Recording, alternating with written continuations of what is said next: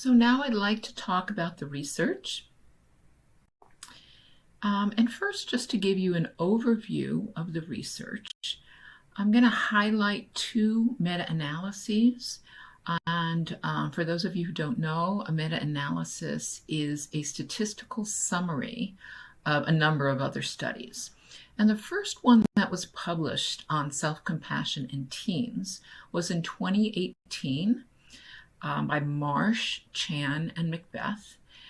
And what they did was they looked at a number of different studies that had measured what they termed psychological distress, which was grouping depression, anxiety, and stress together. And they looked at how that correlated with self-compassion. And what they found was that there was a strong inverse correlation between self-compassion and psychological distress or psychopathology. There were 19 different studies in this meta-analysis, and this parallels the work that's been done with adults, which also showed that there was a strong inverse relationship between self-compassion and psychopathology. So the more self-compassionate you are, the less likely you are to develop depression, anxiety, and stress, and the less depression, anxiety, and stress you'll have overall. There was another meta-analysis that was published in 2019 by Palmer and her colleagues. And this looked at the relationship between self-compassion and specifically depression in teens.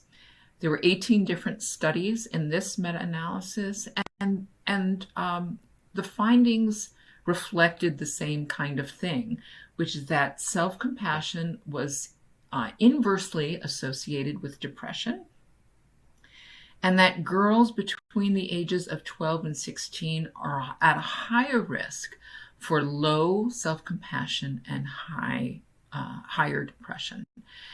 And this is something that has been out there in the literature for some time, that among females from the time that they're 11 or 12 to the time that they're 18, the depression increases. And to the point where at around age 18, they're twice as likely to be depressed as males of the same age. And that stays the same. That statistic stays the same throughout adulthood.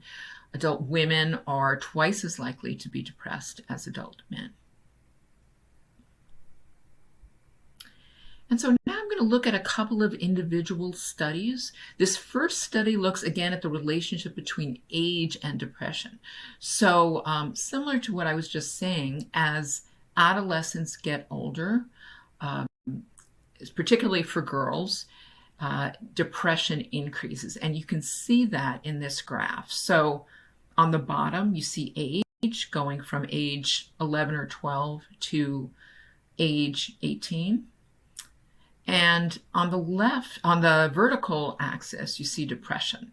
So you can see in all three of these lines that as adolescents get older, depression increases. But it increases less among those with high self-compassion. So the lowest line there, the one that now has a circle around it in red, represents those adolescents who have high self-compassion. So you can see that their depression does not increase as much as those with average self-compassion, which is the middle line, or low self-compassion, which is the highest line, that where you see the steepest slope. This comes from a study that I published with my team in 2016. In this study, what we're looking at is the relationship between stress and depression. We know as stress increases for teens, actually for everyone, depression also increases. But among those teens with higher self-compassion, it increases less. So here in this lowest line that is now circled in red, are those teens who have highest self-compassion. And so you can see that the relationship between stress and depression still is positive. So the more stressed they are, the more depressed they become. The increase is less than those with average levels of self-compassion or those with low levels of self-compassion. Here we're looking at the relationship between depression and non-suicidal self-injury. So that's cutting or adolescents who hurt themselves in ways where they're not intending suicide. They're intending to hurt themselves. So, and we know that this is very common. I think about 12% of teens, thereabouts, engage in some kind of non-suicidal self-injury behavior. So we know that the more depressed you are, the more likely you are to engage in these what we call NSSI behaviors. But among those teens who are higher in self-compassion, you see less of a relationship. So they're still more as depression increases, they're still more likely to engage in non-suicidal self-injury, but not as much as those teens who are lower in self-compassion. And this was a study that came out of Portugal. And this is a study that looked at the relationship between self-esteem and mental health. This is a study that came out of Australia, and they assessed ninth graders, over 2,000 ninth graders, and they looked at particularly those ninth graders who were low in self-esteem. And then they assessed them again in 10th grade. And what they saw was that among those who were low in self-esteem, those who had high self-compassion, there was no change in their mental health a year later when they were in 10th grade. But among those teens who were had low self-compassion and low self-esteem, they had much worse mental health a year later. So there are some teens who have low self-esteem and low self-compassion, but then there are some teens who have low self-esteem and high self-compassion. So high self-compassion is a protective factor or buffers against the negative effects of low self-esteem. In this study that was published a couple of years ago, we're looking at the relationship between self-compassion and social anxiety. And what we know is that the more self-compassionate you are, the less likely you are to have social anxiety. So again, there's a negative correlation between these two different constructs.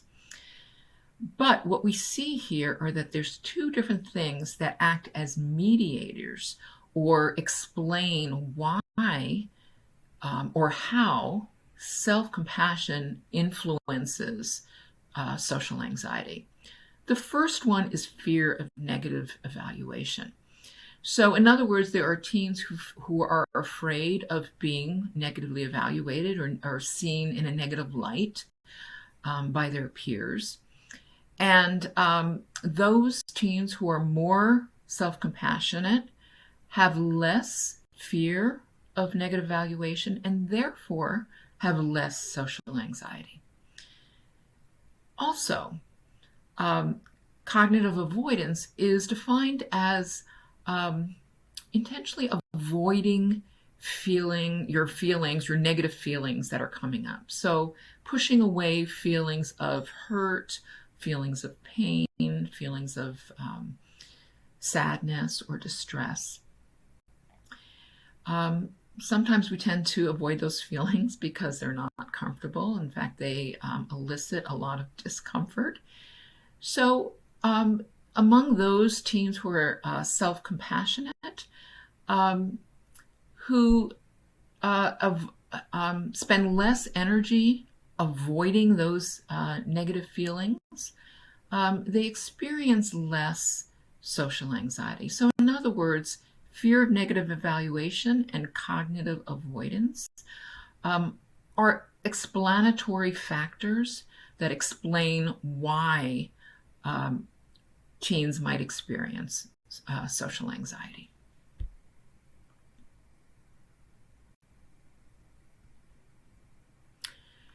There are several other studies that have been published that also explain this buffering effect of self-compassion, of how self-compassion can protect against some of the negative mental health or what we call psychosocial outcomes of being a teen. So this is one study that was done among teens in China, and it involves chronic academic stress. We know that when teens are under a lot of academic stress all the time, they experience worse overall emotional well-being, worse mental health, worse negative mood or negative affect. But those with greater self-compassion experience less negative mood or negative affect. In another study, this was a study where teens had experienced maltreatment as youth. And as teens, they experienced negative psychological health because of what they had experienced when they were younger. They had been victimized as children and had suffered some poor academic performance as teens. Those who were assessed as higher in self-compassion experienced better mental health than those with lower self-compassion. And lastly, this study that was conducted in Israel looked at the after effects of a traumatic event.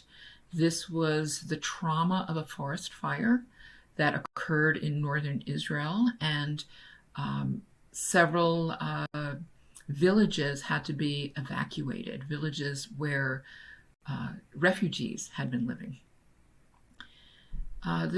Those who had experienced the traumatic event and had to evacuate experienced PTSD, depression, anxiety, had some suicidal ideation. And yet those who rated higher in self-compassion experienced less of these negative psychological symptoms.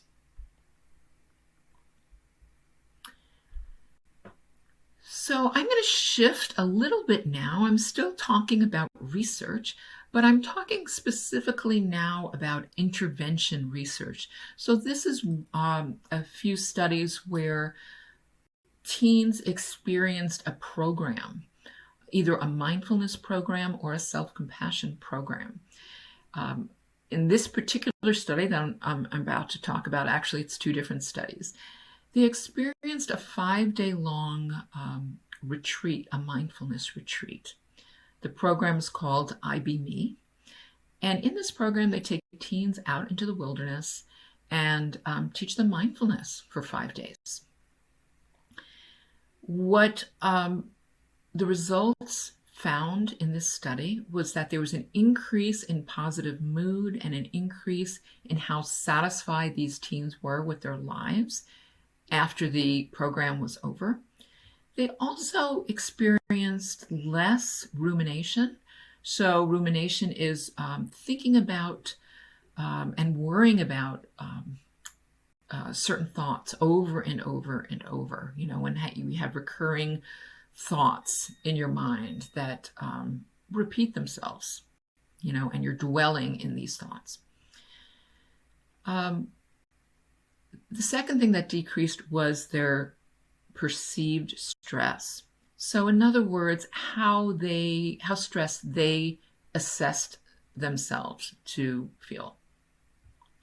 And also their depressive symptoms decreased post-intervention, after the intervention.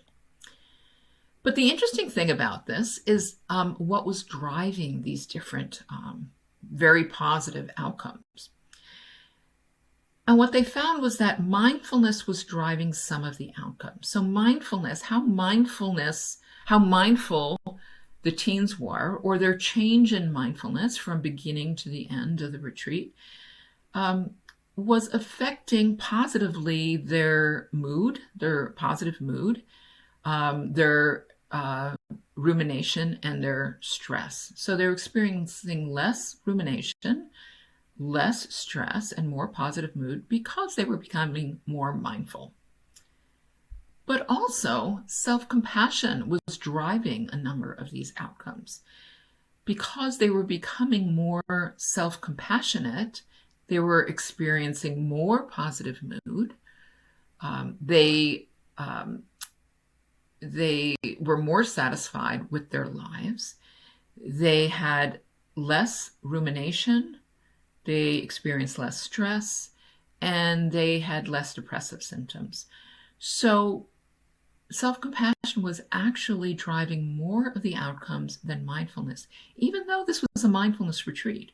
They weren't directly teaching self-compassion, but they were implicitly teaching self-compassion. So there's self-compassion in mindfulness, and there's mindfulness in self-compassion. It's very hard to disentangle the two. So in this mindfulness retreat, they were getting some self-compassion experiences as well. But what they saw in two different studies, 2 years in a row, was that self-compassion was driving more of the outcomes than mindfulness itself.